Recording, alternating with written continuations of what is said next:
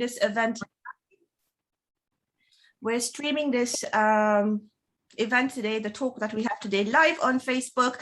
So please, it's going to be an enjoyable session, and I'll just start now. So, Professor Waris, now, for those of you who don't know you, and I think there are very few people who don't know you, would you be able to give us a bit of background of the kind of research that you undertake and whether your work has supported policy and legal reform measures? Oh, wow, that's a big question, Lyla, but thank you so much for the very kind introduction. I'm quite grateful. I'm sure there are many, many people who don't know me, so hopefully this will be an interesting conversation for everyone. Over the years, I've been working on making linkages between issues around finance and the economy, and then issues around making people's lives better. I think that is the sort of the broad space that I operate in.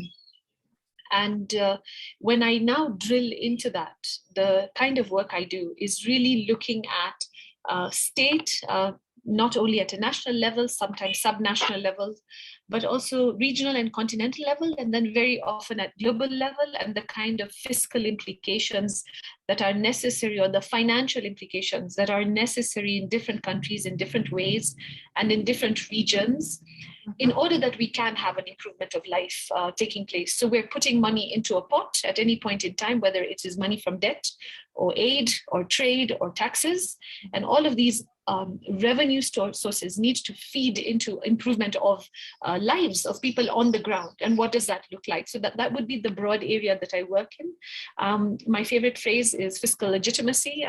People hear me say that all the time. That's my baby when it comes to fiscal discussions.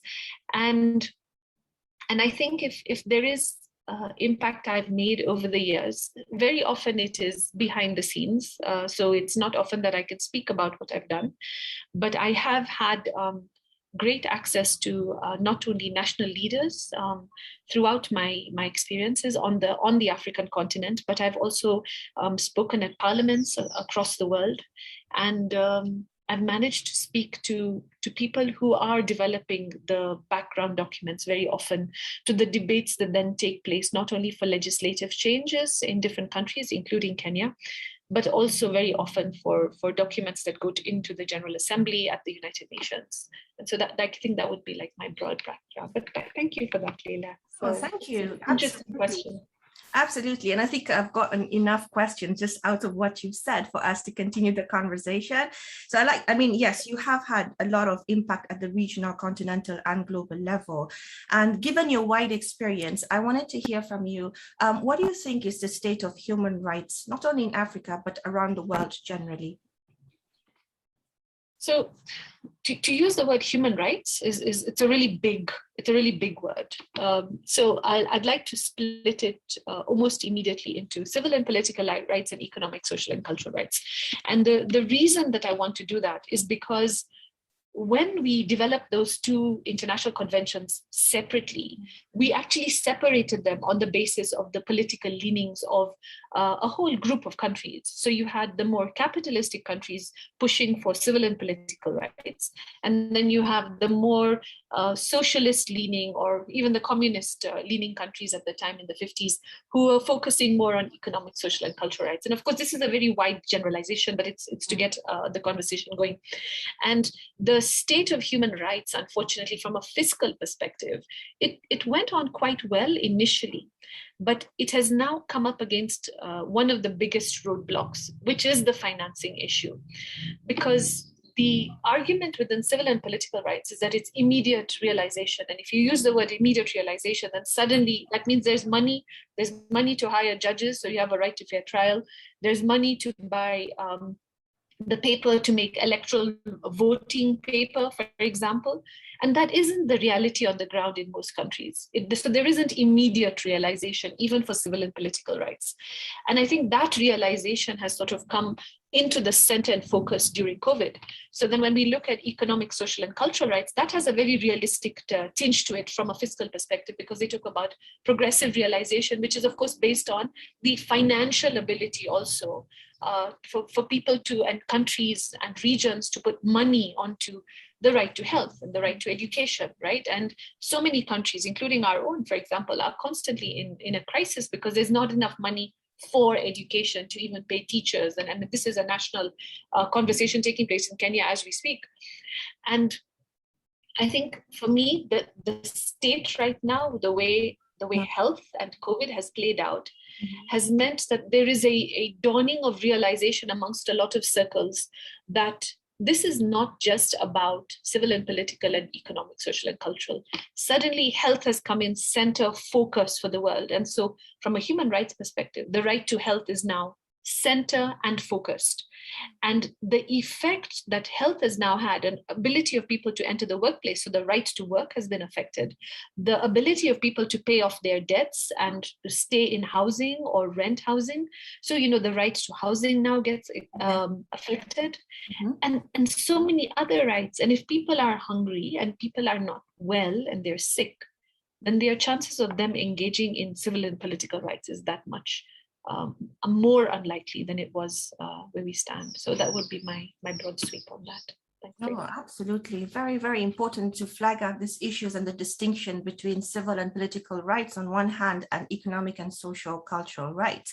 Now, I'll come back to, the distinction at a later stage, but now, you've done a lot of work on tax and development.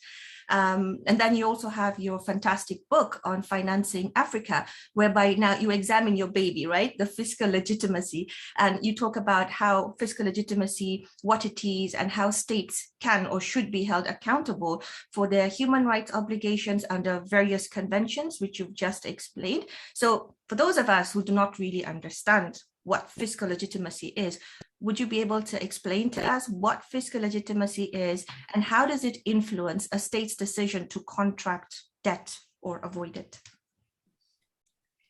So, clearly you're asking me all the questions where I'm going to talk a lot about stuff. So this is really great for me. Thank you, Lyla. So for me, fiscal legitimacy is about the trust between a society and the state that governs it at one level.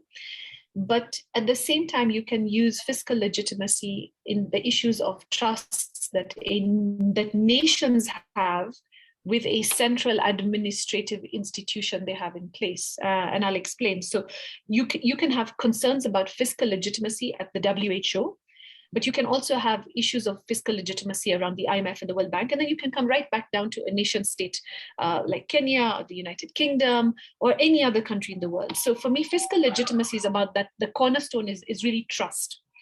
Now, to get a successful system in place has to have certain key markers. And for me, there are 7 key markers. So there's the good governance principles that are very well known. So accountability, responsibility, and transparency. These are all very big words, but you need fiscal systems. You need the money and the revenue systems, and then the expenditure part of it as well, to be transparent. We need to know what is going where it's coming from, how it's being spent. We need it to be responsibly used. So we need government must use the money properly. An institution must be making its spending and collection decisions in a way that we know they are being responsible and then accountable. So we have to be able to see the mathematics and understand it as well.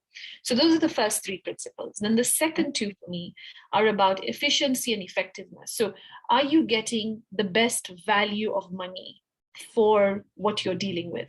And I think that is also very important.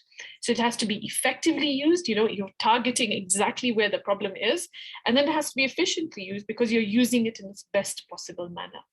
But the 2 most important parts of fiscal legitimacy, and I think this is really where the trust issue really hinges, is the issue of fairness and justice.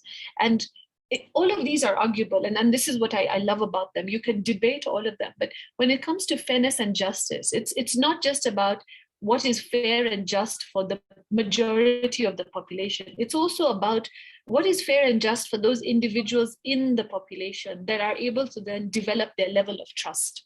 So if you're an 18-year-old and you didn't get a COVID vaccine because you're below that age cutoff, right?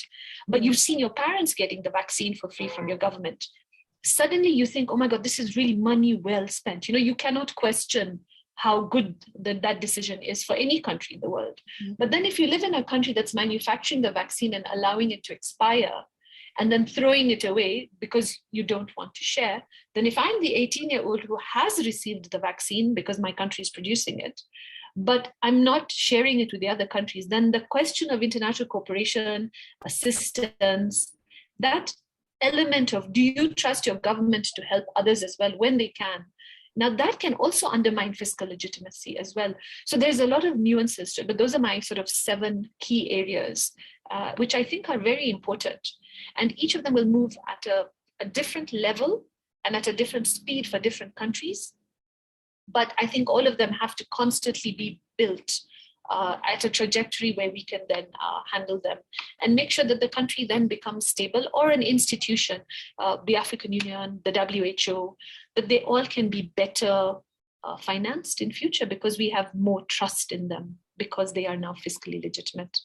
Wow, this is a lot of arguments right there. It's like we're having a proper seminar with you in class. But this is Sorry, Professor. No, this is amazing because you're raising very important issues that perhaps you're going to consider as part of your mandate. Now, when you speak about countries becoming stable and being able to better finance themselves, now you're the UN independent expert on foreign debt and human rights. Now, what is your mandate all about? And does your mandate help you, or does your mandate allow you to now push the countries or steer Africa and other countries? Because you're part of the UN, so UN member states. Will your mandate help address this issue of stabilizing countries' economic policies and helping them better finance human rights, and at the same time be careful in how they contract that and manage it? So the position of independent expert at the UN it's a wonderful thing, and it's I'm very humbled to have been considered and then selected for it. But the whole point of being an independent expert is just that. As an independent expert, it means that I have the ability to speak. And if any of you, any of the audience are from a law background, you know how wonderful it is where you can actually give your position, but you don't have to be the one pushing for its enforcement. And I think as an independent expert, that is something I think is very, very special. It's an incredible position to be in, where I can develop ideas based on context, where states can actually request for my advice. And if I have the ability, I can then give them advice on it. So that's broadly what the independent experts tend to do. So the first is that we can give advice to states and they can choose to then adopt it or not. But even if they don't request, we can also feed into their processes. And I think I call it my toolbox. I think it's this really great set of tools where I can write letters to governments, I can write letters to states, I can write letters to international institutions or regional bodies and sort of ask them questions about things that are not clear. I think even that is a fantastic tool to have as a researcher. But also when I see things that are causing pressure in a country, I'm also able to write and say, this looks like it's going to cause this kind of a problem, based, of course, on the evidence I see over history and based on my knowledge. And, please consider changing the direction of what you're doing. Of course, I cannot ask or demand states to make changes. I can simply give them ideas. But I think it's such a fantastic privilege. And the reason I think that is because for the past, sorry, it's a car going past. For the past 15 to 18 years, I have sat in a law school office, at the University of Nairobi. I have written and published, and one doesn't really know if people are taking you seriously, because the only way you know it is if they footnote you. I mean, this is the work of an academic. But what I find an incredible opportunity, not to be taken for granted, is the fact that I will now be able to write a report which I actually present at the General Assembly of the United Nations. The nation states will be listening. They will hopefully take some ideas from it. It is a wonderful immediate impact potential that I think is really fascinating. And then there's two parts to the kind of work I do. So I get to produce 6 sort of theoretical or thematic pieces on changes I would like to see in the world over the next decades. And I do the reports over the next 3 years, which is the duration of my mandate. And the other thing is I make requests, and of course, countries can also make requests for me to visit and analyze certain issues in their countries, and then of course produce a report on that as well. So it's two-pronged. It's a two-pronged approach from the broader perspective. But my mandate is huge. Initially, the position of independent expert was actually 2 positions. There was a special rapporteur on the effects of foreign debt, and there was an independent expert on structural adjustment policies. And this was in the late 90s. And then over the years, this mandate was then amalgamated into what it is now, and it's been renamed a couple of times. And the result of it is now independent expert not only on foreign debt, but international financial obligations, which is like, it includes foreign debt plus is everything else literally to do with finance. And then of course its effect on economic, social, and cultural rights. So the mandate covers about 8 key issues. It covers effects of foreign debt and its policies, also the impact of debt and obligations in the designing and implementation of policies. It allows me to look at measures taken by government and the private sector, but also the IFIs, but also new developments in actions and initiatives, not only being taken by IFIs, but also UN bodies, impacts of illicit financial flows on the enjoyment of human rights broadly, and follow-ups to the financing for development processes and the SDG processes. But it also allows me to enhance the interlinkages between foreign debt and economic, social, and cultural rights and other parts of the UN, but also other stakeholders across the world, both at national, regional, continental, as well as global level. So it's a huge mandate, and I have 3 years to do it. So my call for contributions is out already, and I'd like to encourage people who are attending and hearing this. It's due 12th of November, so there is time for you to put your ideas together and submit them. And I'm very open to hearing thoughts. Yeah, I can give you my preliminary thoughts, but I'll wait to hear what you have to say. Yeah, it's quite impressive, the mandate that you have and the fundamental shift that you could start proposing to states, in the kind of fiscal, economic, social policies that they can start implementing at the domestic level, so that we have what you call people living better, people improving their lives and having hardly any roadblocks towards sustainable development. So it's part of your mandate. You said that there are a number of changes that you seek to propose, right? This is the effect of foreign debt and the impact foreign debt may have.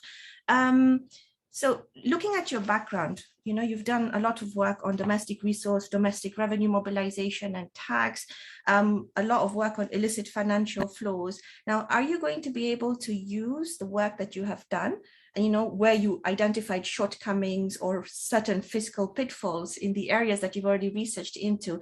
And now would you try and look at those issues in the context of foreign debt? Yeah, so I guess, so let me split it for you. So I can look at foreign debt separately. I can also look at international financial obligations and their impact on human rights separately. They're not together. Each of these reports, if you're an academic, is the size of a big journal article. It's like 15,000 words, 20 pages or so, 10,000 words, right? So you can imagine it's like doing 6 journal articles over the next 3 years, but I'm not trying to diminish the value of it. These are very important pieces because they automatically get the ear of world leaders, which is fantastic. But when it comes to my work, so foreign debt is a serious issue right now globally, and there have been calls, including by my previous mandate holders of my mandate, for a new debt architecture. I think we should go a step further. I think we need a whole new fiscal architecture, and it's not just that we have a problem with debt, it's that we have a problem with the whole financial economic system globally. And we are discussing issues around debt moratoriums or freezing debts, debt forgiveness. Mm-hmm. But let's look at the practicality of it. Yeah. And I like to take examples down to the human being, right? So you're a family, and you took a loan. So that's your debt, right? Your parents, the parents in the family lose their job. They can't pay the debt. You can scream as much as you want. The interest rate will keep rising because that's the kind of debt you've taken, and you cannot pay it back. It's not possible. People don't have a job. That's sort of like what an economy goes through. So COVID has taken economies through a huge, like a ringer. They've gone through so much. Economies over the past 2 years have collapsed, re-emerged. Different parts of the economy have woken up and become stronger. Others have completely fallen apart. But if you look at it down at the granular basis, it means that the system is really shaken and people cannot pay debt. So if you start from the debt at the most basic granular level of a human being, and then you now move it forward to communities, you move it forward to regions and states, then that means that national economy is also struggling, because the people that would work and pay taxes that would then pay off the foreign debt have now disappeared. So I am very much for rethinking of the debt architecture, and that is the report I presented at the General Assembly late last month. But in addition to that, a lot of my research work has been around illicit financial flows and tax revenue and tax expenditure. And I think for me, that is where there's a huge need to open up that entire space. We need more conversations first on ensuring that fiscal systems are responsive to the needs of people. And unfortunately, illicit financial flows are part of the architecture of the global fiscal system that allows money to leave an economy without being monitored and seen. And even today, I was reading up about Bitcoins, and we now have more and more coins out there. I mean, the Nigerian central bank has now declared an e-naira, but they're going to regulate it. But the biggest problem about situations like that is you're basically scrambling to catch up, right? The digital system has created this currency. It exists in the global north, and the global south is now struggling first not to figure it out. Then they don't trust it because it's a completely new system. It's not, in people's eyes. So digital coins, digital currency, and how they destabilize developing countries is something I'm also thinking about quite a bit. And then that takes me to issues of access to information. I mean, we've had recent releases of data, and this has been happening for the past 15 or 20 years, documents coming out showing where people are storing their money. And there's a bigger conversation to be had there about where you keep your money, and therefore how countries that you live in are surviving if you keep your money outside. So these are conversations I think I would like to explore, including, of course, issues around climate. I'll stop there because I want to hear what people have to say as well. No, absolutely. I think I already have 2 questions to ask you on this idea about a new fiscal architecture instead of just a new debt architecture. But I'm going to hold that, and I'm going to ask you a question that's listed by Sam Omani Arden. He says he's your tax law student, and his question to you is, are there possible sustainable interventions to prevent offshore accounts from being used to stack money in tax havens? I think his question touches on the other aspect about what are the international financial obligations that, UN member states ought to have with each other. So, how would you respond to Sam? Sam's listening. So it's a massive question. So I'm going to try and break it down. So it depends on who has the offshore account.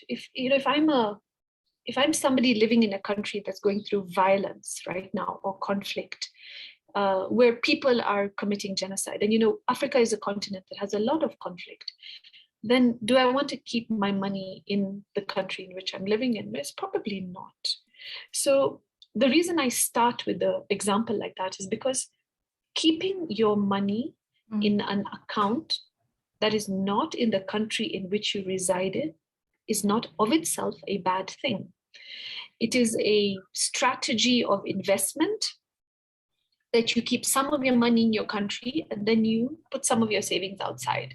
The same way you would invest some of your money into stocks and shares in your local stock exchange, but you might also have some on the New York Stock Exchange. You might have an investment fund. I mean, this is natural. It's normal life. You can have an offshore account. The problem becomes if your country has a law that tells you what you can and cannot do with offshore accounts. So many countries, for example, in many countries, public servants, civil servants are not supposed to have offshore accounts. You're supposed to keep all your money in the country. And it's part of that whole process of your patriotism, but also your trust and faith in the state. So that your trust and faith in the state that you are running or that you're part of the machinery of, you're also vested there from a fiscal perspective. So so we start from, is it legal or illegal based on the job you hold and based on the laws of the country. So let's talk about whether or not it is legal or illegal. Where does it take us if we want to get people to keep their money in their countries? Well, we need to make sure our economies are stable. We need to make sure our legal systems are robust. We need to make sure that we are fiscally legitimate, where I started from. Those 7 principles have to be really strong in your country for people to be willing to keep the money in the country. These recent disclosures of data that have come out, for example, are very telling because it does start to show you that many leaders across the world have already divested. They've put their money in many different places because they're protecting their assets. Again, I said it's not illegal, nothing wrong with that. But how do we make it such that people are more willing to put money in the countries that we live in, especially when we're developing countries? So we need robust legal frameworks. You cannot regulate some of these decisions. People are going to invest where they want to invest, and that's the global economic system. But I think it's important that when we look at our nation states, so how long does it take you to file tax returns? How long does it take you to get your overpayment of tax back in the country you come from? Have you ever received your overpayment of tax back? I mean, these are granular issues about money. If you invest in a house in a certain country, I mean, there are countries in the world, for example, if a tenant stays for more than 3 years, you cannot remove them and they can own the house literally in effect. So who's going to buy a house in that country? No one. Everyone's going to want to buy houses in countries where the law is better for them. So we have to pick those apart and then get people to have faith in the country. The only way to have faith is to make sure that the framework of law and policy and enforcement is robust. And it's good to see you here, Sam. We were in class yesterday. Oh, wow. It's very impressive. Exactly. It goes back to the entire concept of fiscal legitimacy and the trust that you've been talking about. Now, very importantly, you highlighted, your approach, or maybe it's your vision, to think about a new fiscal architecture, which would help, resolve many of the problems that we're seeing, not only in Africa, but beyond. Now, we're already seeing that we have this international political architecture where we see power asymmetries between the global north, the global south. We're also seeing political groupings, right? Normally where certain African countries are left out of decision making. So when we're thinking about proposing a new fiscal architecture, the one that you're talking about, do you foresee any such problems when it comes to power asymmetries, and where you have the creditor states maybe pushing against certain measures that they may not fancy in terms of how their debt would be repaid, for example? I don't know, something of that sort? Yeah. So there've been repeated calls to set up an intergovernmental tax body. Call it a World Tax Organization. A couple of years ago, there was actually a book on it by Douglas Bamford about a new international tax organization, but it didn't get to reach the ears of a lot of people. And I hope people will look at his book because it is an interesting idea. So we're already in a system, right? And it's a messy system. And we are all complaining about the fact, this is globally, everyone is right now complaining about the fact that the system is not working. So what has happened over the years is regional blocks across the world have sort of come together and banded together for their purposes because they have a lot of similarities, right? Yeah. So, you have the European Union, for example, you have the African Union, you have ASEAN, and all of these regional blocks, they come together because of geography, but the whole purpose of coming together, even though it's geographical, is because there's a lot of shared similarities about being in the same geographical region, for example. Now, when you have unified states, what that does is they're able to come to decisions because they're then able to make decisions as a bloc. And those decisions tend to be much stronger because you already have the buy-in of a huge group of countries. So the moment you say Africa, for example, you're talking about 55 plus countries immediately, right? So 55 countries are saying that out of a world with 200. So blocks are very useful. However, the power dynamics in the world are quite unfortunate, and it ties in a lot with the history of taxation. So when, for example, the model double taxation agreements were developed in the 50s and the 60s, many African countries, in fact, many countries in the developing world were not independent. We were all colonies of an imperial state that was now making the decision on our behalf within those treaties and conventions, right? But then what you have is you have a case where we got independence and we adopted everything, because those are the agreements that we made as we got independent. We said we're going to take on those treaties. But please look for a double taxation agreement expert on the African continent in 1960. Like I dare you to find one. You might just find one. And the chances of that particular person even understanding every other country on the continent would be really low. So what do we have? We have this whole bunch of treaties we have adopted, and we have this model DTA that's being developed at two spaces, at the United Nations and the OECD.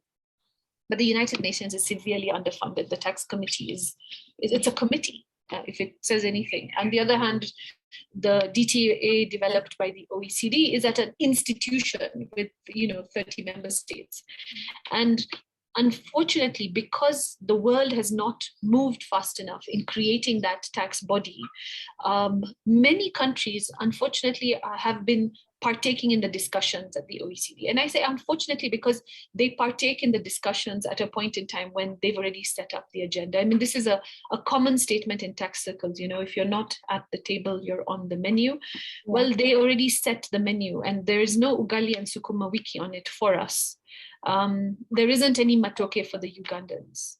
What there is fish and chips and, whatever the French cuisine is that you'd like to pick, plus every other OECD member state. I mean, that's what it looks like, right? It's hamburger, chips, pizza. It's not what is our style of what we would like.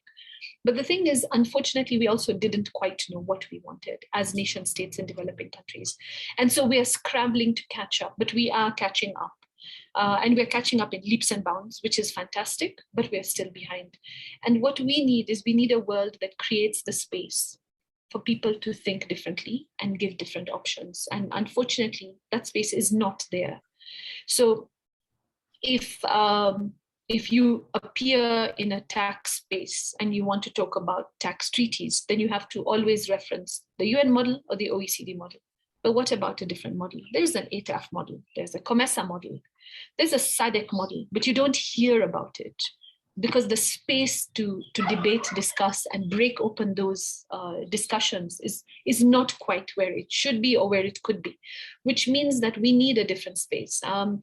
What I'm not sure about, I don't have an opinion on, is whether we should bolster the UN Tax Committee or whether it should be a whole new organization. Mm-hmm. So those are things that I am still thinking about right now. Yeah, it's like I said, it's a lot of content right here.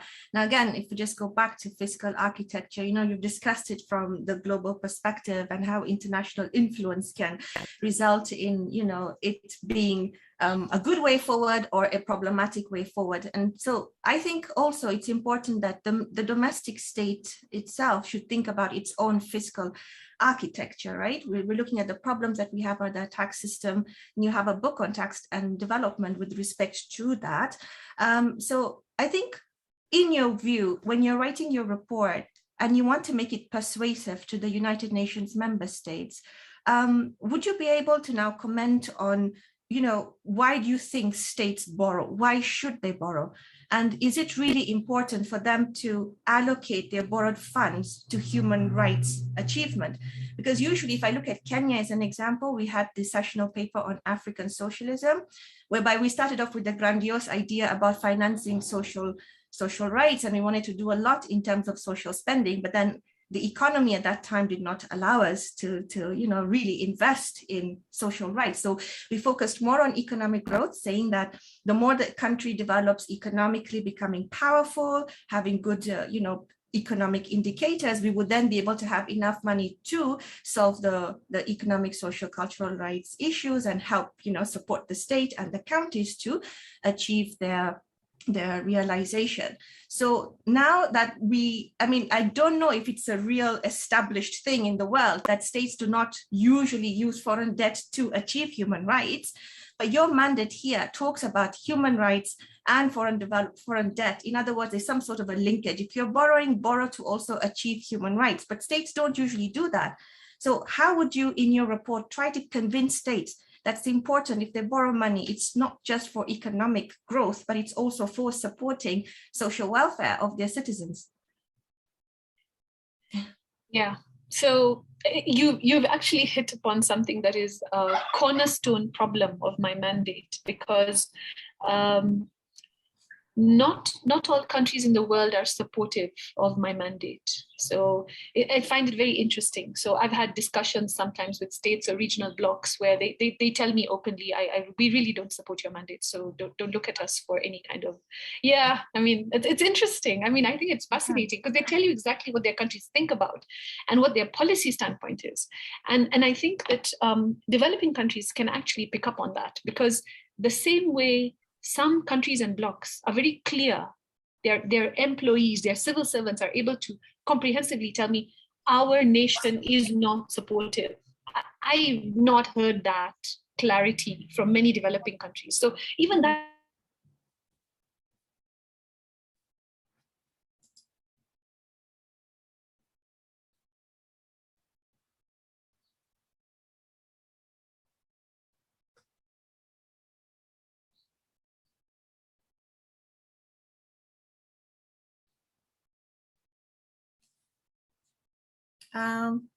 have we frozen?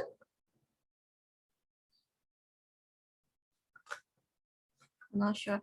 Hello?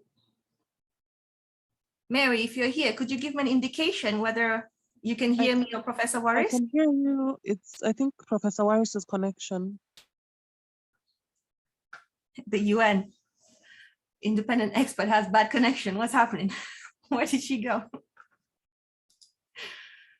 Okay, just give us a moment when we try and get Professor Waris back. I think her internet must have frozen. Sorry, I think I'm back.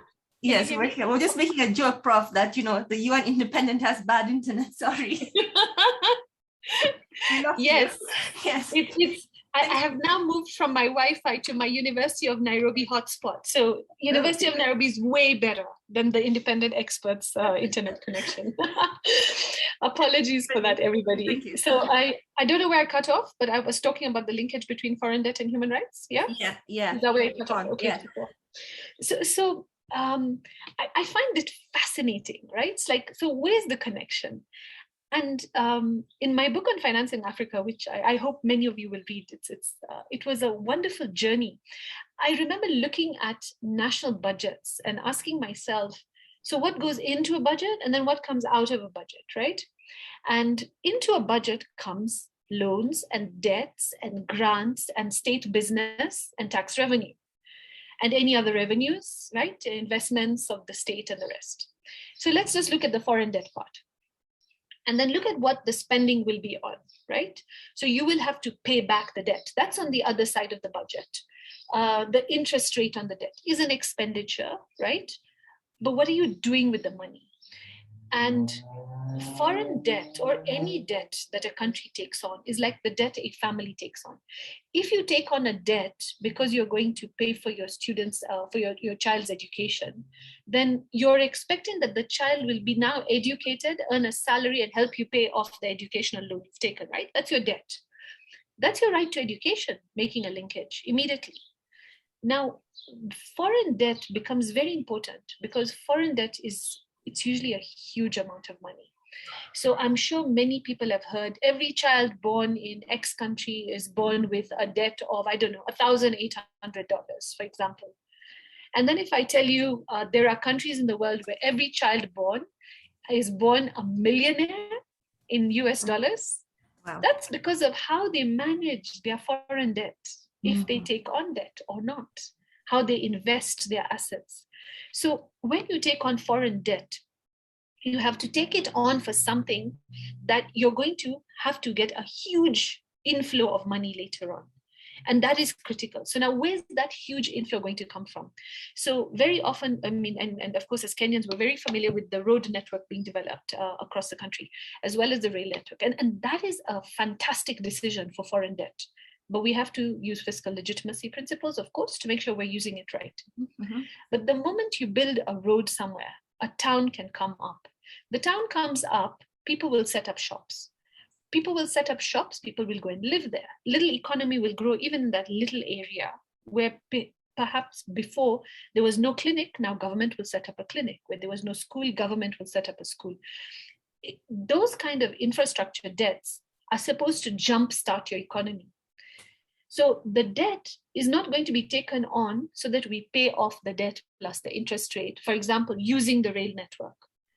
What we have to be able to measure is what is the economic boom that is going to come out of that is going to pay back that debt. So that is the first basic level, I think, of foreign debt that is critical. But now let's talk about the rights that come about.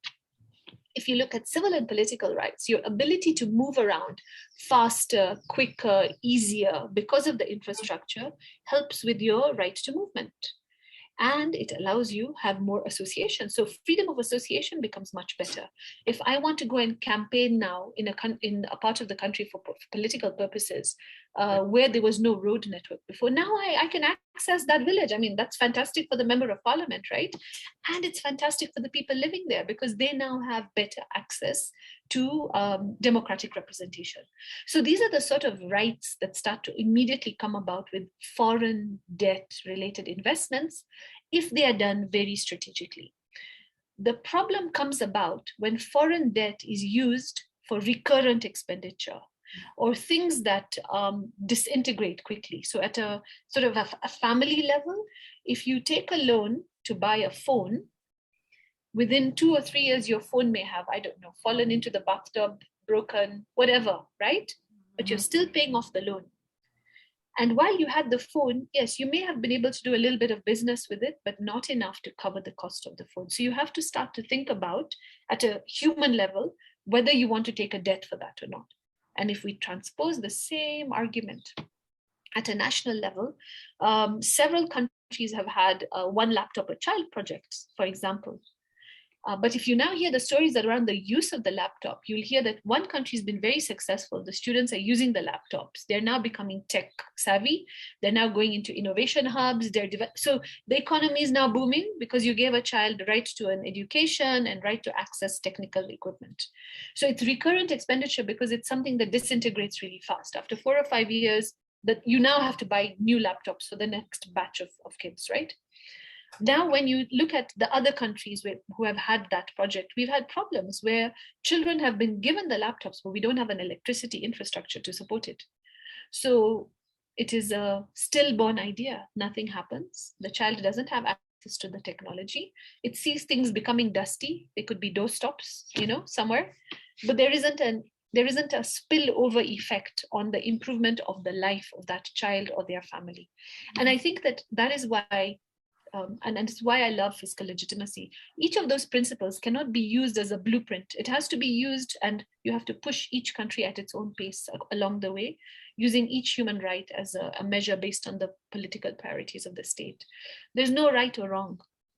There's just what the priorities are. I hope that answers the question. Very importantly, I think it is the priorities, and also the word that you use.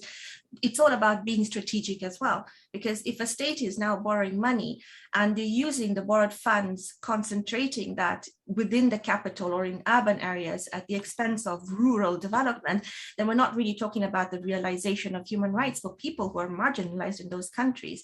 And I think this takes me back to the question where you said that for your mandate, you've had certain states tell you that, we don't support your mandate. And is this because it's a problem in the International Convention itself? States have an obligation to achieve to the maximum of their available resources to progressively finance, human rights. So the word progressive, again, they have this aspect about minimum core content. So if the state has provided the minimum core, they're really not under a heavy obligation to quickly or immediately achieve human rights. And then there's the problem of state discretion, which General Comment 14 allows states, right? You have the discretion to do with your funds what you choose to do. So what I'm basically getting at is that we have human rights telling you that these are the obligations you're supposed to fulfill, manage your debt properly, use it to improve lives. But at the same time, we're giving you the discretion to do so. And as we know from law, discretion can usually be abused. So do we see the problem of discretion coming in to, counter this wonderful progress that we've made as a society to improve lives? I'm not sure that it's so much a division between civil and political and economic, social, and cultural rights anymore. Mm-hmm. I think it's more a pushback around issues of state sovereignty. Tax and government revenue have always been a discretionary issue. Of course, state sovereignty becomes the critical argument, and of course, understandably so. Mm-hmm. So, for example, ever since countries developed in the developing world, hello, Rima. You're not muted. Ever since countries in the developing world have been taking on issues of debt, you hear citizens in those countries basically countering and saying that how much debt is too much debt. And there are countries that have had like 200% debt in some situations, and then you have had other countries that are at 40% debt, and then some of them are at, and this is to GDP, and then others have zero. Like, this is a reality. This is how debt looks like across the world. But I think it rests more on issues around state sovereignty and the strength and lobbying power of the big economic engines of those countries. So the result of that issue is that these are countries that have, I think, a better communication with their populations already. They are able to then very clearly tell you, well, you cannot, we're not going to deal with this. We're not interested. But I think it's also about priorities of that state. So if a country is beautifully developed and has free education, including university, because they exist, and free healthcare all the way up to when you pass away, which also exist, then why would they prioritize economic, social, and cultural rights? They're already doing what they want to do, and they're not using the human rights framework. Yeah. And I think that's okay. Like, you don't have to use, so human rights is like a philosophy in a certain sense. So you don't have to use the human rights language, mm-hmm. but you could be doing the work in a way that achieves human rights anyway. Mm-hmm. And I think that it's the pushback in the understanding from different spaces. Wow. Okay. I didn't see it that way, but I think, you make a lot of sense when some states may not be using the words, the key terms that we have under the human rights framework, but they're actually achieving what we would deem as human rights. Now, I have a question from Dickens Ochieng. He says, "Good morning, Prof. My name is Dickens, a researcher at CFS." Okay, that's very good. I have a question regarding what you have just discussed. That was previously.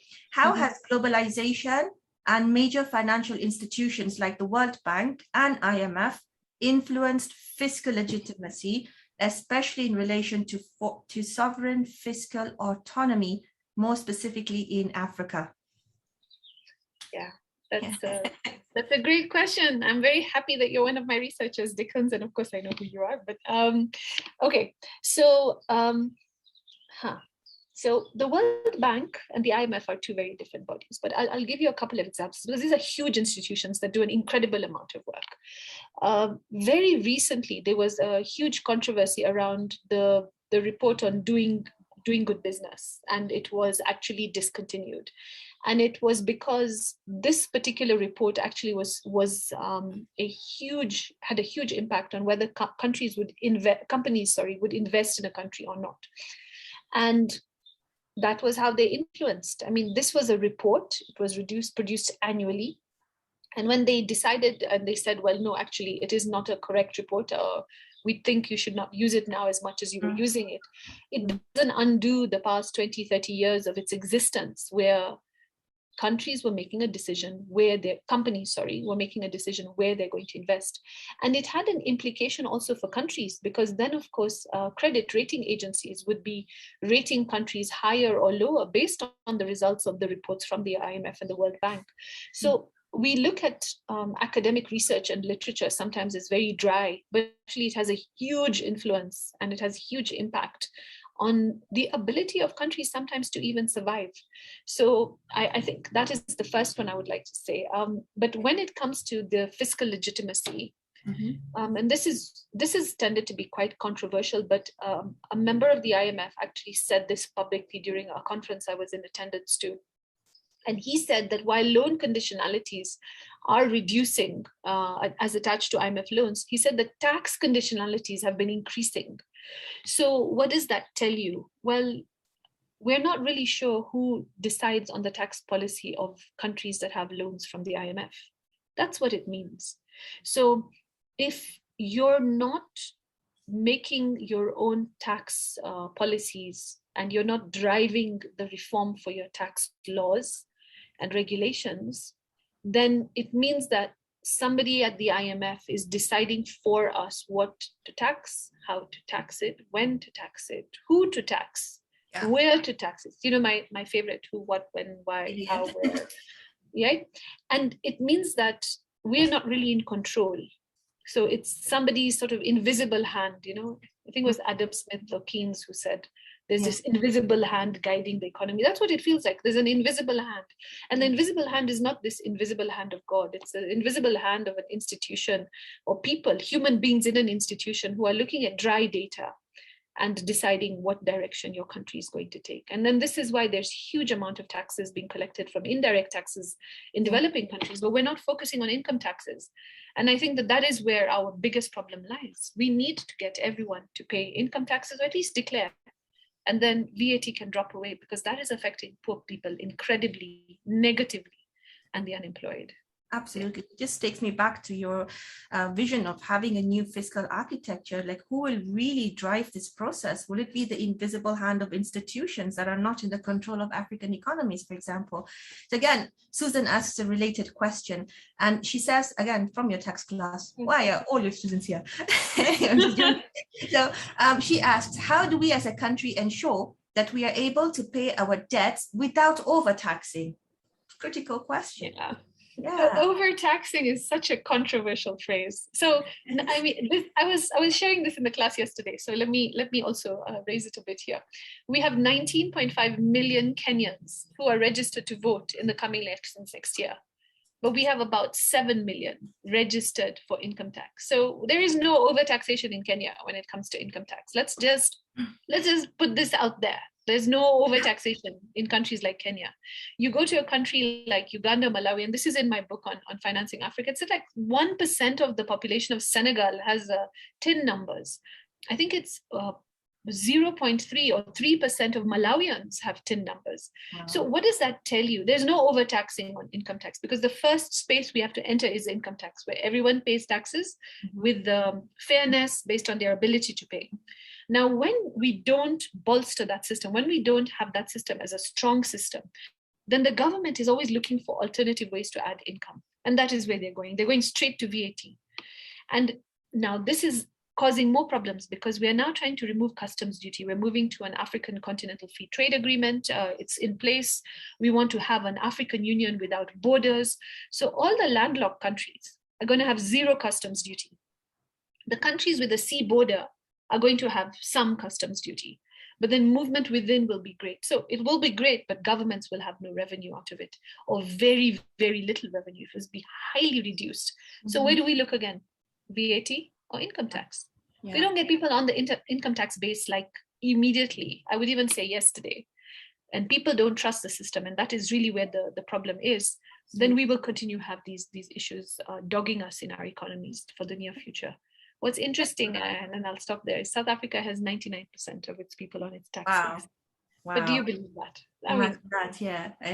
We'll head there shortly, no problem.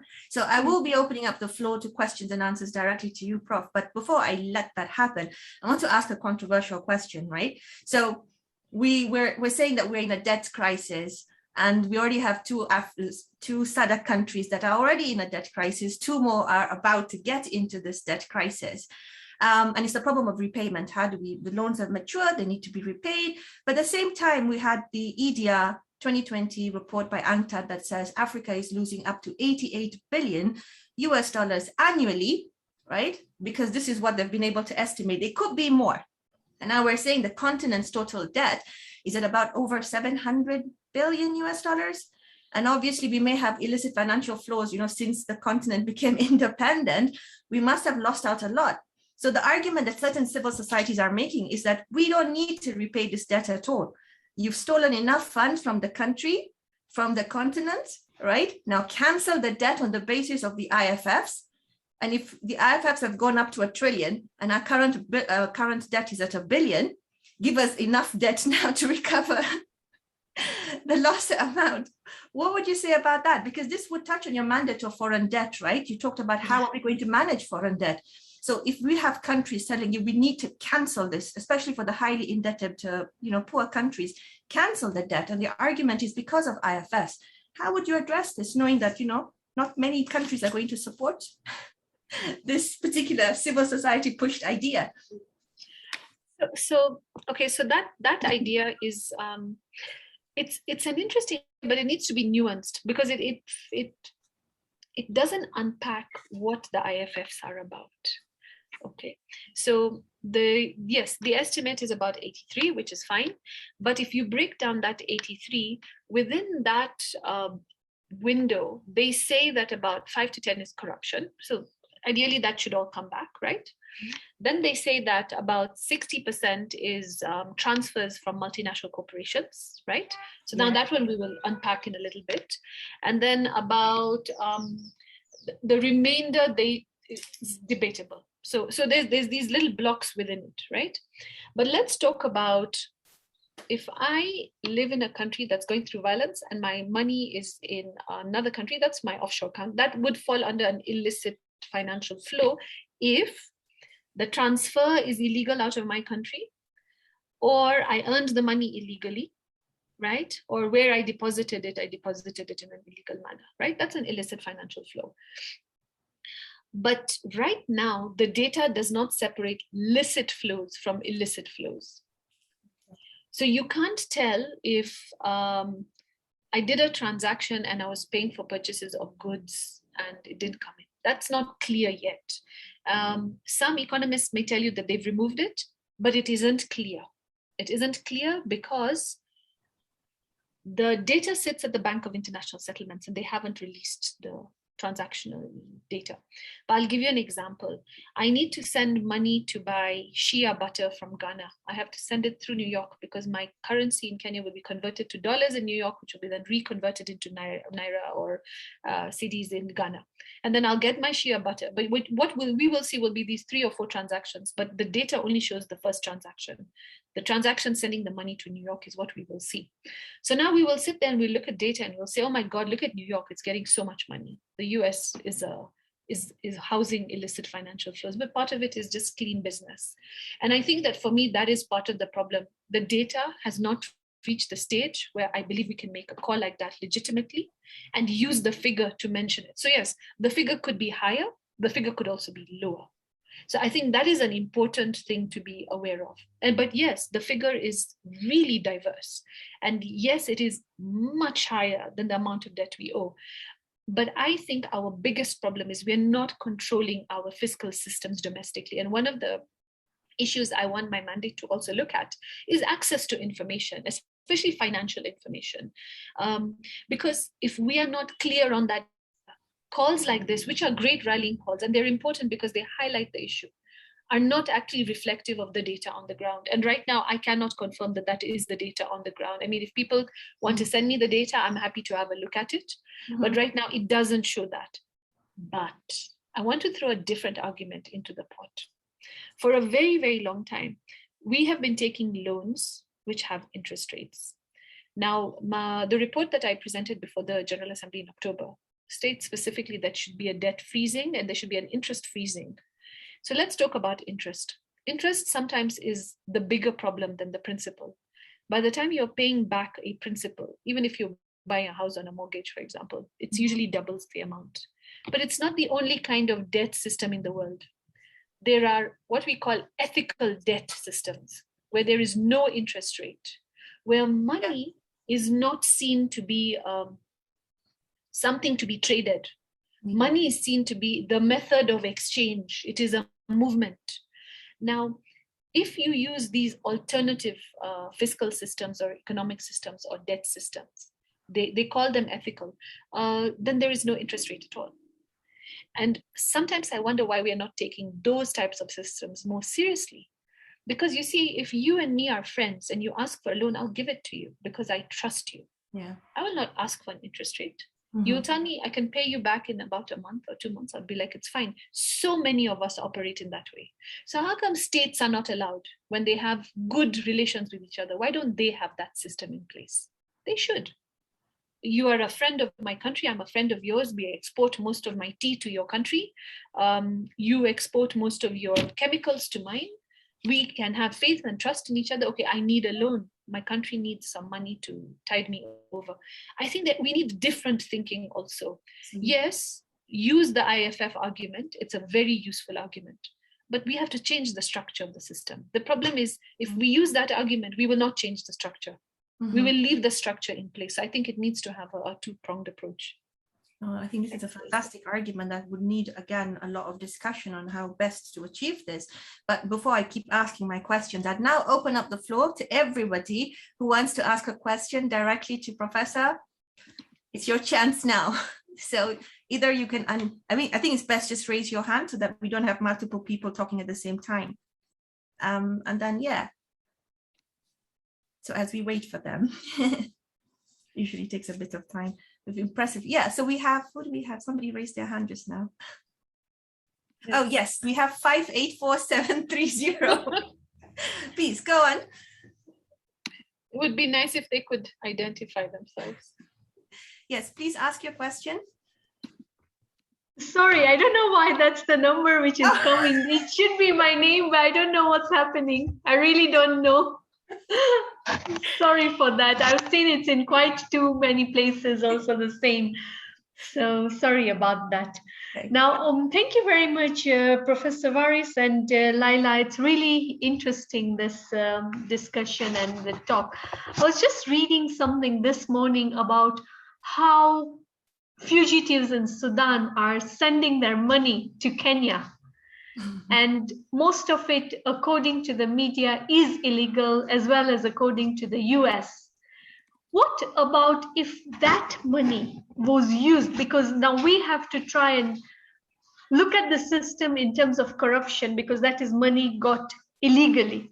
So what if that money was kept aside and used to repay debts? Because that is an illegal collection a country should be aiming to work on, and set it aside and use to pay debts. So that would actually help do away with corruption globally. I don't know, that's just my thinking. Thank you.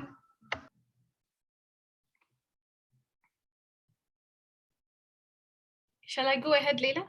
Or do you want to take more questions? I don't know. Please go ahead. Okay, well, thank you, Parita. We need to show you how to rename yourself. Otherwise, I'll be calling you that in future. Yes, please. Thank you for the question. It's very interesting that you raised the issue, because you see, the whole discussion we've been having right now is about these illicit financial flows that are going off continent. And what you've raised is something that I have been arguing for a while, which is that the stronger economy in a region with weaker economies also attracts IFF. So you see, South Sudan has been going through a lot of turmoil. So the same way, I kept mentioning, sometimes there are countries which are not so stable. So people don't have faith in the country, they put their money somewhere else. This is one example of a country that is emerging from conflict, but periodically it is arguable, of course, that it goes a little bit back into conflict here and there. So you would know that Kenya as a country tends to harbor a lot of the leaders of countries that are going through turbulence. Even people who have been fighting for freedom in the past have lived in Kenya, have lived in Malawi, have lived in Tanzania. For example, during South Africa's apartheid era, many of the South African leaders were living in other African countries. So where are the bank accounts, right? The bank accounts will be in the countries they're living in. So as they move back into their countries, it doesn't always happen that the accounts move immediately, that their families move back immediately. And so those are realities on the ground. So now here's a nuance to IFF. What about IFF that is floating within continents and within developing countries? And we have to be very careful, because we need to confirm that it is indeed corrupt money. Our banks are supposed to have a know your client relationship, and it's part of the anti-money laundering regime. So there'll be a lot of questions around the banks that are accepting the money, where the money is coming from. Do they ask? Do they know if it's legitimate? And while I appreciate that there are newspaper articles, for me that would not be enough evidence to confirm that it is IFF, but the radar is up, and we should assume that our central bank should be looking at it very, very carefully, and should be checking those banks out as well very carefully. So now we come to the second part of your question, is can we use that money then, to pay off debt? Well, this is where sovereignty becomes very important. To whom does the money belong? If it belongs to a country, then another country does not have a right to use it the way it thinks is best, because that was actually the dynamics of colonization. And it is the dynamics of sort of the patriarchal nature that we have in the economic system right now globally. So we'd be basically saying that we as Kenya don't agree that South Sudan knows how to handle their own money. I mean, making a statement like that is a really bad thing to do, because you're undermining their sovereignty. What you have to do is make sure the money goes back to their country, and then those leaders are expected to make ethical decisions, and their populations are expected to keep their leaders in check. But if we start being big brother, that could be a really dangerous trend, because then somebody will do it to us. A similar example would be Hosni Mubarak.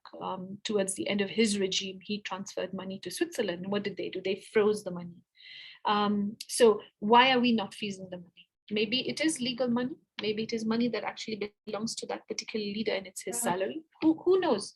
See, the problem is there's so much that we don't know, because our access to information in fiscal spaces is very limited.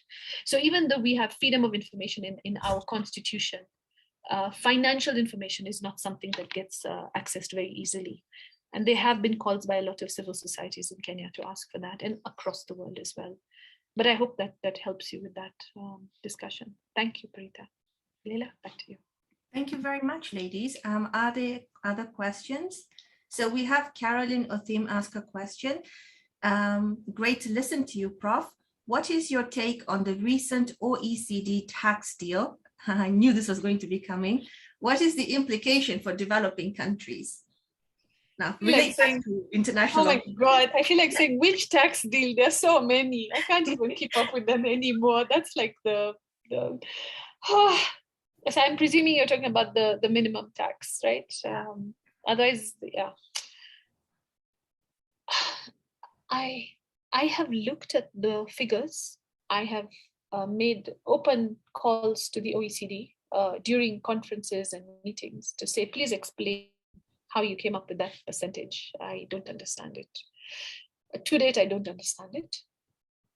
If we're talking about the minimum tax one, I'm very proud of both Kenya and Nigeria for not, and I've said this publicly before, for not being part of it. And there are other countries that have also been holding out, I believe Sri Lanka and a few others. I think that it is a very dangerous thing to have a minimum tax, because it takes away tax sovereignty from a state. I think for me, thanks, Caroline. Okay, so I got it right. But when I look at the figure of 15%, it gives me so much concern, because even the most basic human being in countries like ours pay 10% of tax on their $1,000. Is it $100 or 10,000 shillings a month? You hit 11,000 shillings, Kenya shillings, which is $110. You're already paying 10%. and these massive companies are going to pay 50%. That means, as far as proportionality is concerned and equity and equality is concerned, that's just gone out through the window completely. There's no equality and equity in that system. And for me, that is a fundamental problem with having that 15%. It should have sat at 35 or 40%. Then it would be fair. Because if I'm paying 35, 40% anyway with my salary as a public servant in a government university, why is a company paying so much less? And for me, it is inherently flawed. I'm going to be doing research on it during the course of the next couple of years. And it's something I will write a piece on. And I'm very open to receiving comments on it as well. But there's another part of the discussion, which I think is quite important, which is an issue around digital taxes. Yeah. And people forget that there is a customs moratorium at the WTO that has been standing for 20 years. Now, I think it's 22 years.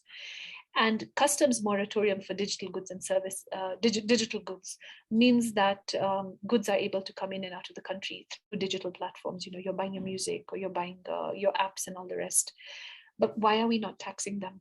I mean, for me, this is a major problem as well, because we're not the creators of a lot of those apps. Now we are starting to create them with the Silicon Savannah, and many developing countries and African countries are starting to develop it as well. But for 20 plus years, we haven't collected customs duty on those. And you see, every time we do that, who gets taxed more? The human beings at the bottom paying income tax, and then the other person paying VAT. And for me, that compromise is a very bad compromise for poor people and for developing countries. And I think that some countries have it right. Some countries have a provision in place where you have to have a cost-benefit analysis every time you go into decision-making process. And I think that's what we need to do. We need all countries, whether you're developed or developing, to do a cost-benefit analysis. Just make your decision based on a full set of data and knowledge. Do the analysis and ask yourself if that 15% is better off for you. And currently, the way it stands, it isn't, because you're asked to give up any unilateral measures. I mean, it's a really fraught process. So, and then of course, who's a member of the OECD? Not any developing countries, right? So, yeah, absolutely. I mean, yeah, we're still seeing imperial undertones in the way, you know, we have the society economically ordered. And that's a fact. I mean, from the research that some of us do, we still see those power asymmetries, and we relate that back to, you know, the neoliberal world, which is again based on colonial hierarchies. But we have a question from Polycarp Okumu. He says, in the wake of IMF's structural adjustment programs, how do we realize the right to education against the backdrop of reduced funding to universities, forcing them to raise fees, basically making education arguably unattainable to most people? Yeah. So this discussion of education, I'd like to add into the pot access to water. I'd like to add into that same pot access to electricity. So when you take state-owned corporations or state services and you convert them into a private entity or use a private entity model for it, you immediately begin to do what is a semi-privatization process. And we have been doing that in many developing countries for quite a while. I recently was part of a whole calling out the whole problem around privatization of water. And I think that there's right to education, there's right to water, and there's right to services that allow you to survive. I mean, arguably right now, electricity should be a right, because even if you want to study in school, right now you have to have electricity if you want to listen to this conversation, right? Yeah. So even that in itself is affecting so many things. I think that it's a policy move in many developing countries. And we talked about who drives policy already. So it's a huge question mark as to where this policy drive is coming from. So we are collecting taxes, we're taking on debt, we have state business, right? Yeah. But that money that we said we were going to spend on water or electricity or education is reducing. So then the big question is, so where's the money going to? And unfortunately, it is the neoliberal concept. It's a policy standpoint that basically says that if you work, you should use your earnings to support yourself fully. That's a neoliberal capitalistic approach.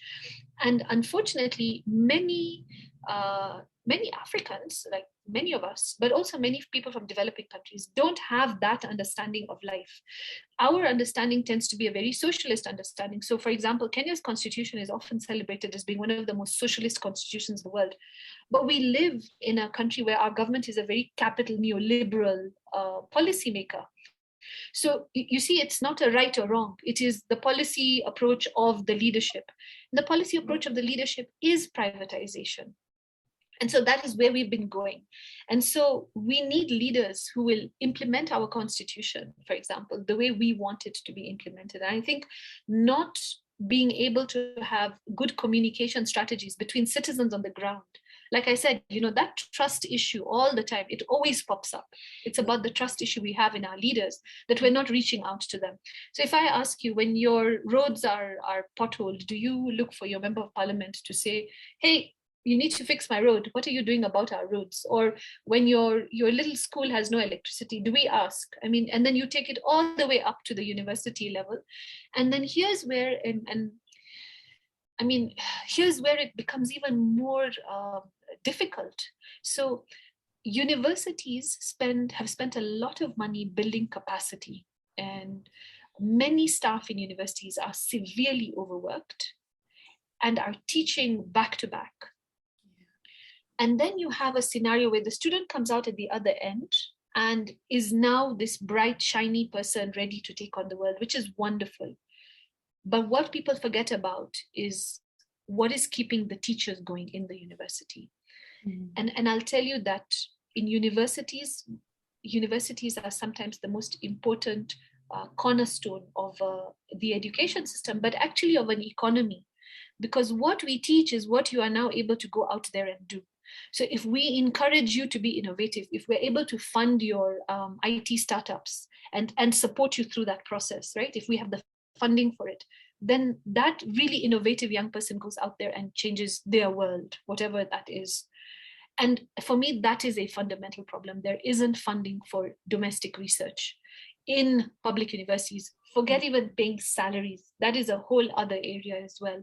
And if you don't fund, now this is recurrent expenditure, right? But this is recurrent expenditure, if targeted properly, even using loans, will end up building your entire workforce and will rebuild your whole economy and will break new ground. And I think for me, this is a linkage that many developing countries are not taking serious. And I think they need to take it more seriously. Yeah, I think it's brilliant. Yeah, I mean, you've raised a lot of issues, especially the fact that, debt service sometimes or usually competes with development spending.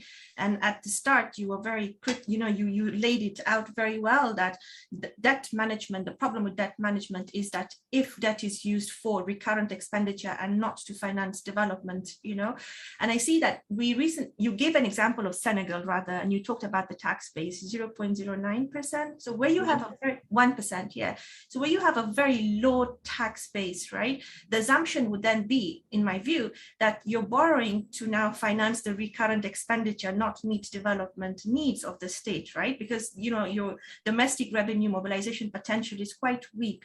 And again, so what would you say about developing perhaps principles that guide states to be more responsive or responsible and more accountable towards how they decide to manage debt? And I'd like to give an example of Aphrodite. They have their borrowing charter where they're arguing to say that every state should have a fiscal responsibility act, which would enable the state to now openly tell the public what they're borrowing money for, how they're utilizing it, allow the public to monitor it, and then, ask themselves at the end of the budget process whether the money was utilized for the achievement of their development needs.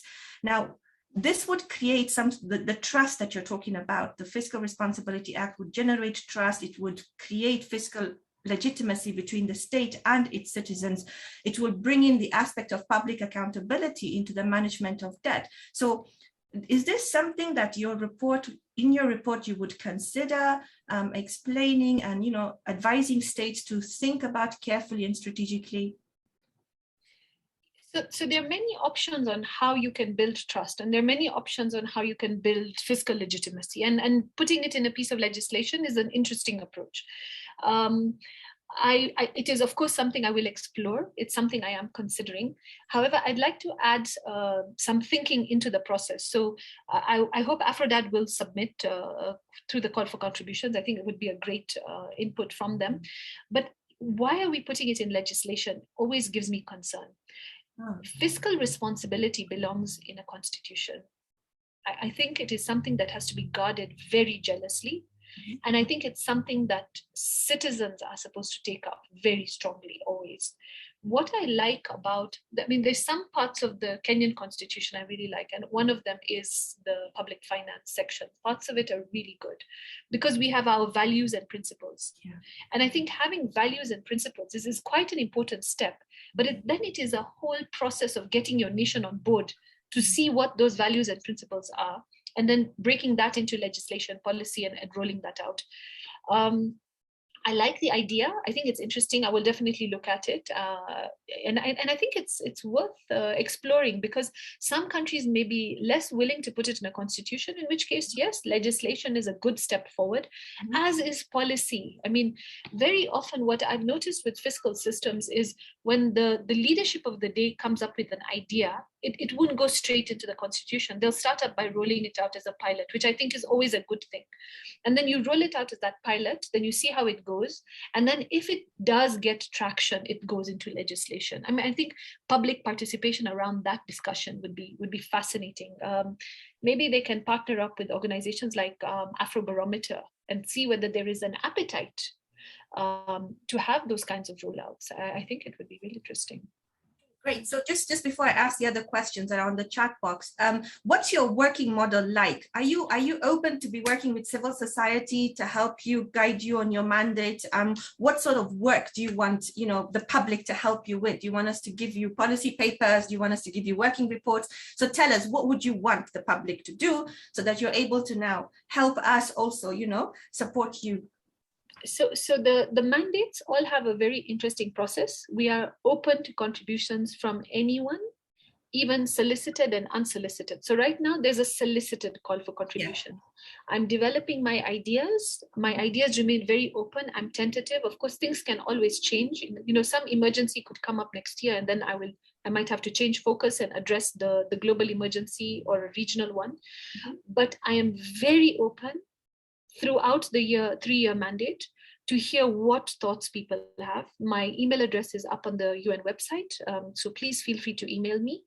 And there are entry points where I can help. So, for example, sometimes a country is pushing a legislation through very fast, and civil society get nervous about it. Civil society are very free, as would academia be, to reach out to me and see if I can help by writing a letter to that government and asking them to slow down the process, for example. Some of these letters tend to be private, direct to governments, and some of them can be public, but it all depends on the sensitivity of that particular scenario. So yes, reach out to me if you think there's something you need help for, you think my mandate can help you. Very open to it. And I want to open up this space also, not just to the traditional civil society or the academia, student bodies, trade unions, groups of researchers, single researchers. I mean, just a citizen.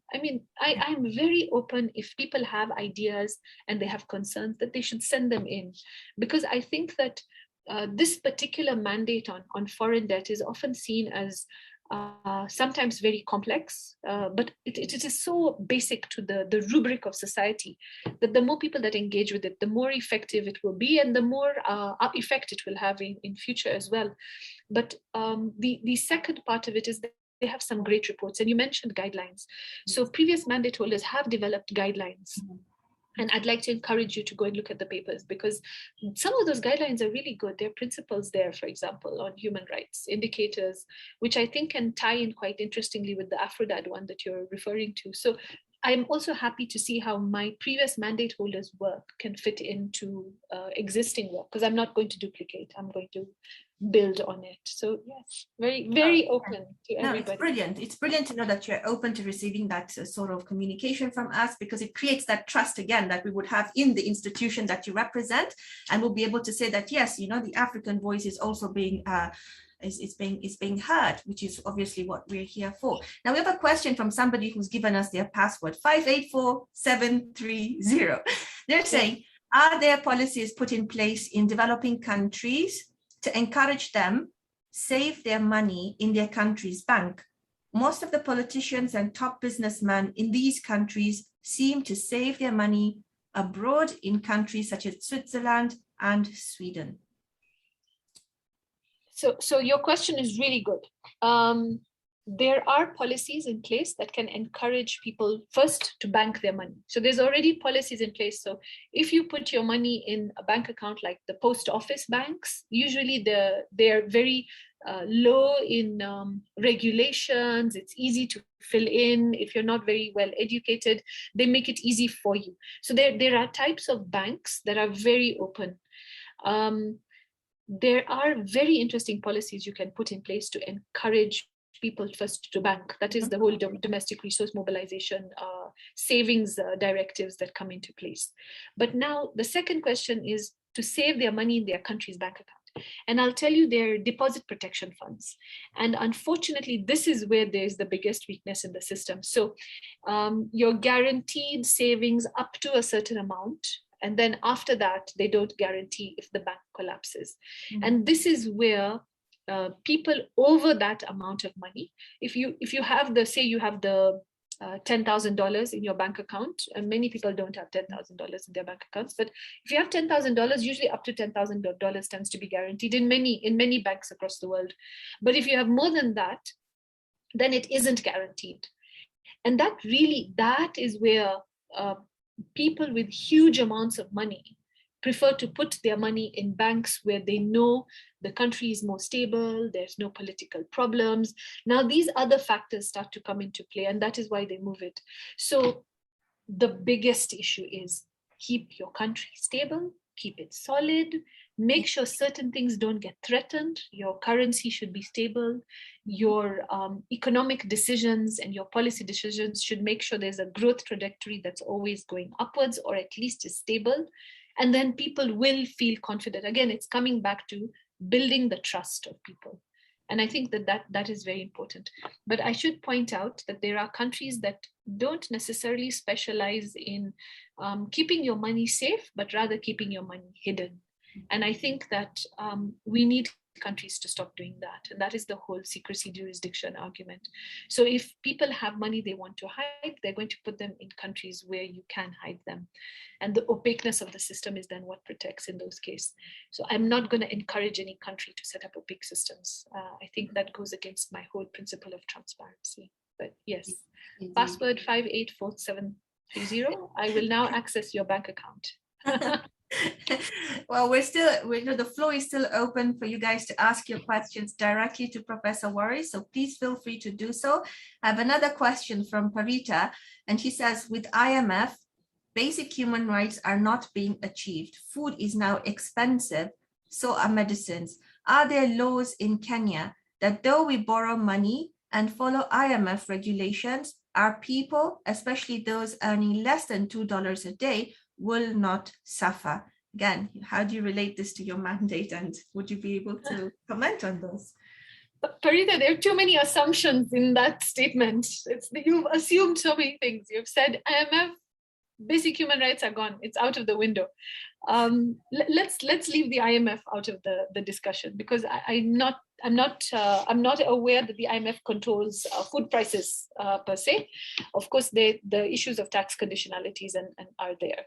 So let's just talk about, are there laws, right, that will allow people to suffer less, like to help protect them? Well, there are many laws you can put in place. You can put in food stamps, for example, a system where you go give your stamps in and given food in exchange. No money is actually used. During COVID, we had set up a cash transfer system, which is really good. It helped a lot of people. I hope that will continue. It's a very, very good policy. And the team at CFS actually published on it before it was even rolled out. So I'm hoping we had some impact in how that was decided upon. I think it was Mary Ongore who was pushing that particular argument. And then, should there be reflection on policies? There must be constant reflection on policies. I will widen it beyond just the IMF.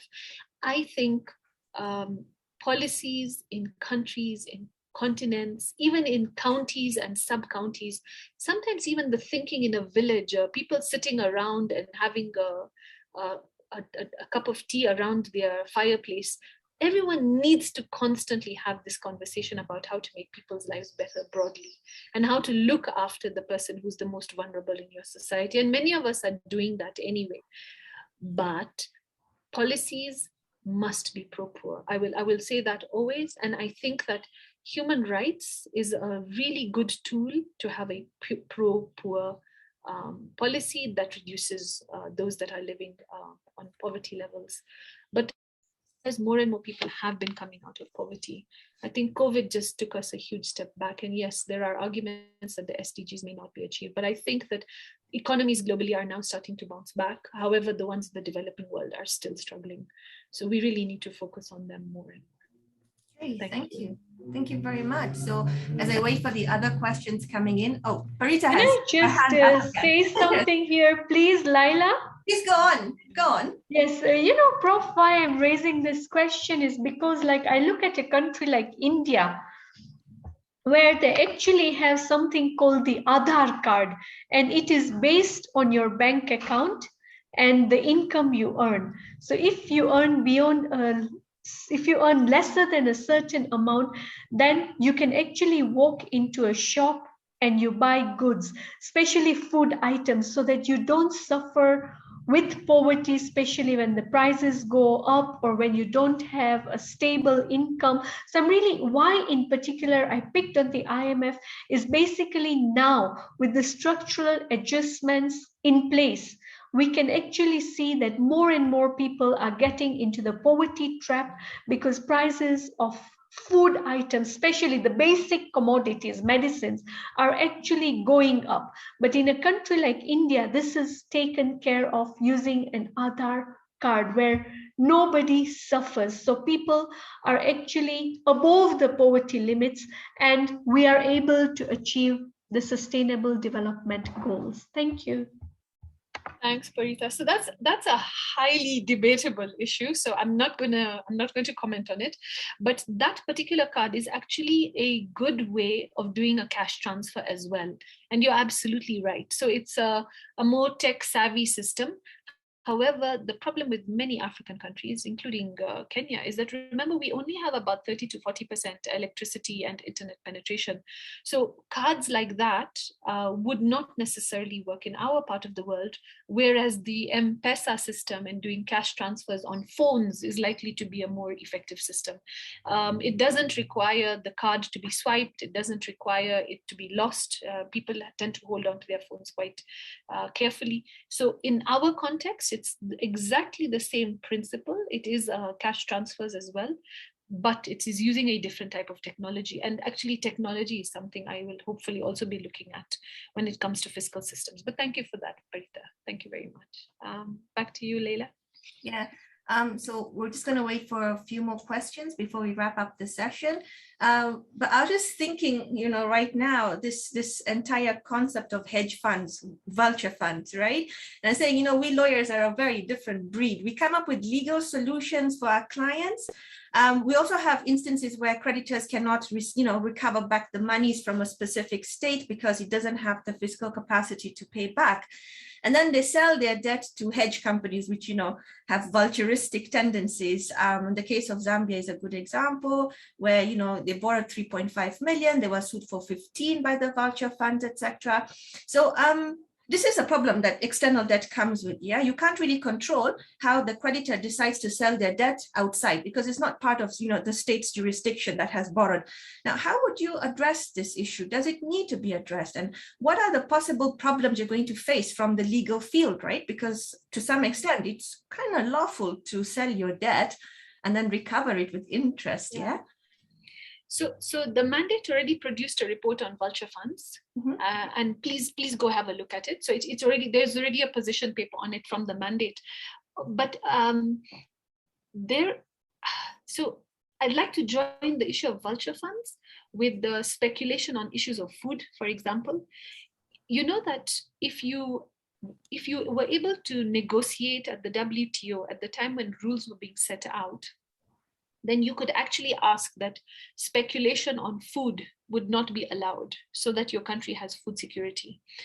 Unfortunately, many countries never actually made the request. So countries like, I think, Malaysia are able to control food prices, but countries like South Africa cannot. And I think India was able to then also help control food prices because they were able to say that they didn't want anyone speculating on the price of food in their country.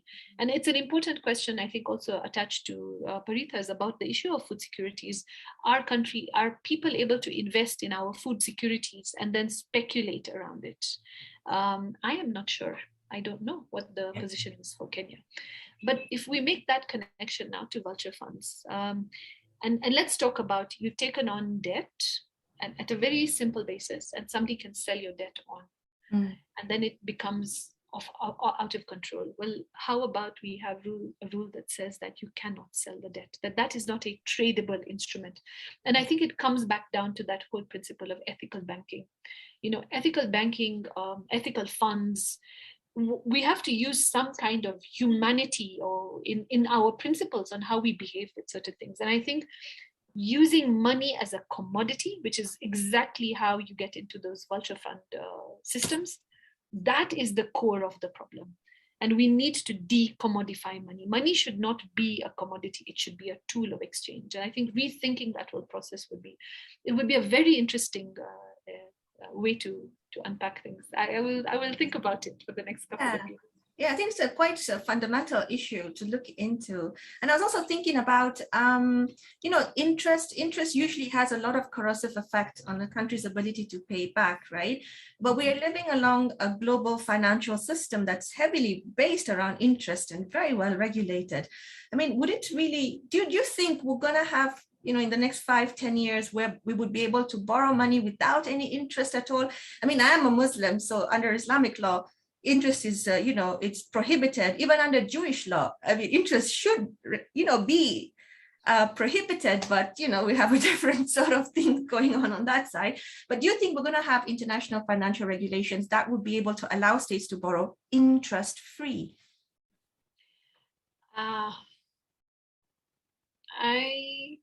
I'm not hopeful. I mean, we're talking about deconstructing the entire global economic system.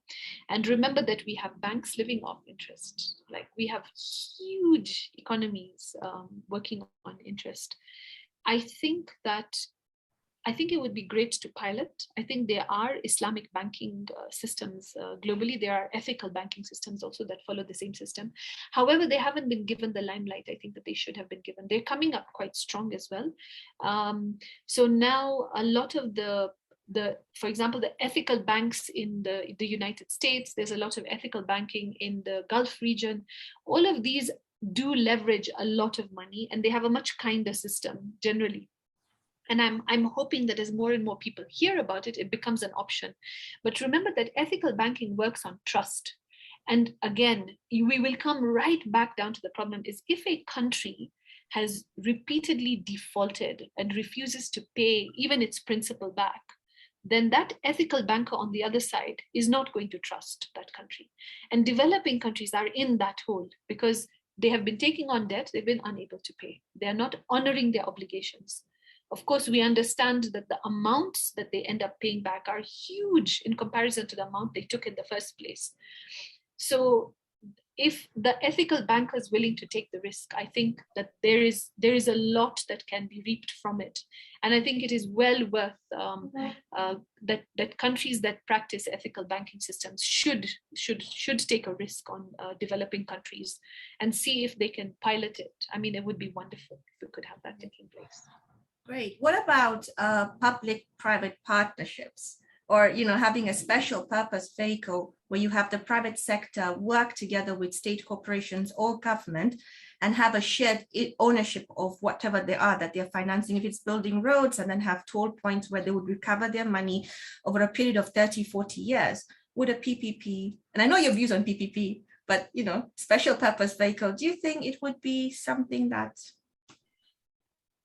would be sustainable for debt in the future? So we talked a lot about foreign debt, but now your conversation is actually touching a lot on domestic debt, but the use of domestic capital sometimes, but PPPs can also be international. I have a lot of concerns around PPPs because, I mean, I've been part of negotiations of PPPs, and very often they stagnate, and they stagnate because it comes back to the commodification of money. The holder of the finance thinks that they have more power than the holder of the knowledge or the asset.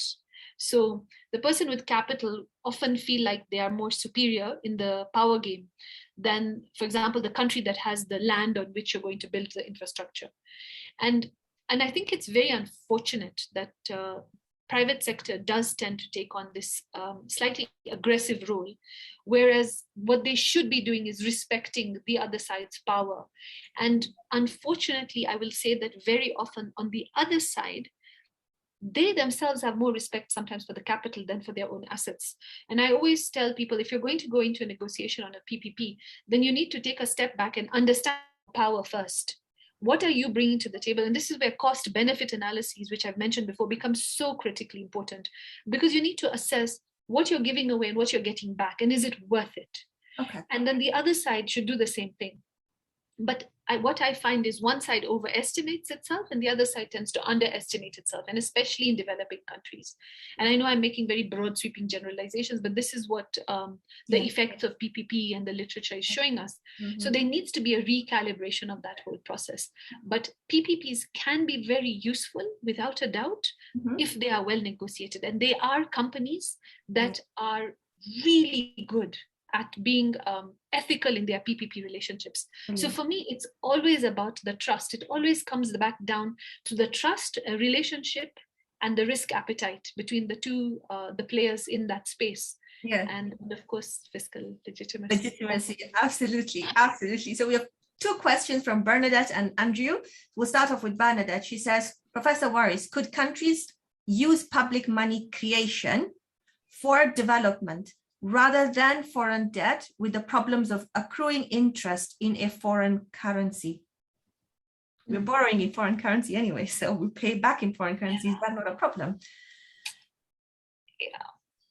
So on the economics data shows that on average, with all the revenues that governments tend to collect, 80% tends to go into, sometimes 90%, into recurrent expenditure, and then about 5, 10, 15, 20% goes into development of that particular country. This is what the data tends to show us.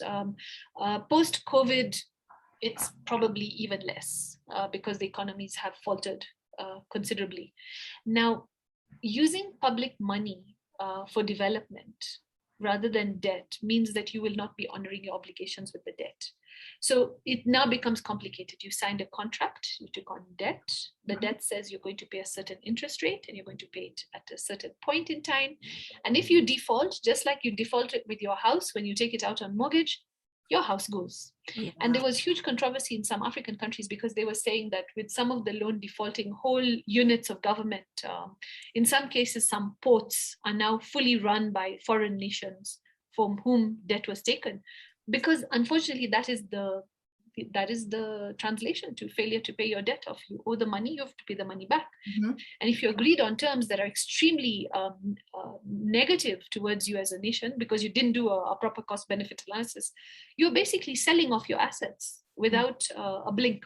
And I think that if you now link that with the problems of interest in a foreign country, in a foreign currency, the complication becomes even more. So I'll give you an example. There's foreign debt and then there's domestic debt. And if we take domestic debt, then we will take debt from people within the country and use our own currency, which is fine. But the problem of taking too much domestic debt is that your local humans on the ground are not going to be able to access money to take loans. So if you wanted to take a loan this year to buy a house and government has decided to refocus debt on domestic rather than foreign, then you might not get cash to get a mortgage. The banks may just be refusing to give out any loans. I remember a couple of years, there was a great paper by Radha Upadhyaya, where she did an analysis of Kenya's economy. And she showed that only 200 mortgages had been given in that particular year. I mean, I was horrified. 200 mortgages in a country with 50 million people. I mean, that's really low for people who love to own their own homes. I mean, Kenyans as a nation love to own their own homes. So, I mean, everything is a trade-off. You can't see anything in a fiscal system by itself.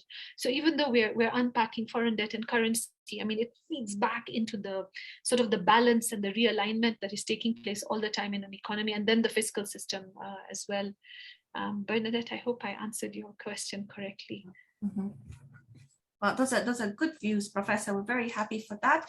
We've got another question from Andrew Gogo. He says, great discussions, Prof. My question is on the role of national oversight institutions, Parliament, for example, that have failed in their mandate to ensure sustainable borrowing and responsive spending. How can citizens hold these institutions accountable? That's his first question. The second question is, what are your thoughts on the privatization of state-owned enterprises, considering that they are also accumulating huge amounts of debt and are in a constant loss-making cycle? Yeah, there you go. 2 questions. Okay, wow. Thank you, Andrew. So how does it work when an oversight institution is supposed to do its task and then we don't do it? So civil societies across the world have done a lot of great work on this, on trying to encourage citizens and residents to hold their states accountable. And like I said in the beginning, do you write to your member of parliament when your road has a pothole? Right? Even I don't write to my member of parliament when my road has a pothole, frankly. So you can make a decision on why I don't for that. But the only way that you can hold them accountable for is by calling them out. So when you're going into an election cycle right now, they're going to make promises. Well, hold them to their promises, but also know when the promises they make are not promises they can keep. So for example, if they make a promise, but they're not the majority in parliament, chances of any changes to the law they want to make will not necessarily happen because they don't have a majority in parliament. So that's sort of the first part of it. So you can write to your members of parliament, you can ask to have them impeached, you can ask and have them removed. I mean, there are rules on their presence in parliament. They're supposed to sit in parliament. If they're not there, well, are you watching that they're not there? Many countries across the world used to have parliament TVs. I think we also had it in Kenya for a while. I don't know if it's back up again, but we need to have those parliaments being watched. You need to be able to go and see what's happening, which is why, I kept talking about even electricity is a right. If you don't have access to the information, how will you call them out? So there are great ways. Kenyans are known to be very unkind on Twitter. I think it's quite effective, frankly. I think continuing to call out people in social media platforms seems to be incredibly useful, but don't just stop there. If you want legislation changed, suggest the change, put it in place. And frankly, if you don't like your member of parliament, you go stand up. Like, you be the leader. You take that space. You try. You don't lose anything by trying. And I think that that's really important. Just always try and then see what happens. And then I'm going to move to the second question on the privatization of state-owned enterprise. Ooh, any state-owned enterprise that works towards the achievement of human rights that gets privatized gives me a lot of concern. I think that there is a reason enterprises are owned by a state. It is to stabilize certain parts of the economy. An agricultural product that is critical to an economy because it's so big, for example. An area of development where the best person with the best intention will be the nation state and not somebody from the outside. I'm very concerned when we start privatizing them. However, I'm also very aware that state-owned enterprises can be in a very complex area, and we may not have the skill set in government sometimes to run them in some governments across the world. Again, this is a broader conversation I'm having. And in those cases, sometimes it is okay to privatize that state-owned enterprise. But I am more keen that it gets put in a trust, like a private trust, or a public trust, I should say, that it's a public trust rather than a state-owned, than a privatized enterprise. Because at least with public trust, the lands that the enterprise sits on always will belong to the state. And I think that that is very important. The assets that state-owned enterprises hold should always belong to the state, because that is the whole point. So what you can do with that enterprise should be to make it profitable, but the asset base it sits on should always only belong to the people. And I think that if you put that into the discussions, it changes a lot of it. Yes, they are accumulating huge amounts of debt, but it depends. We can't make sweeping generalizations again. If a state-owned enterprise is being funded by the state, so I'll give you the example of the universities we talked about. So the state sends the money to the university pays the salaries.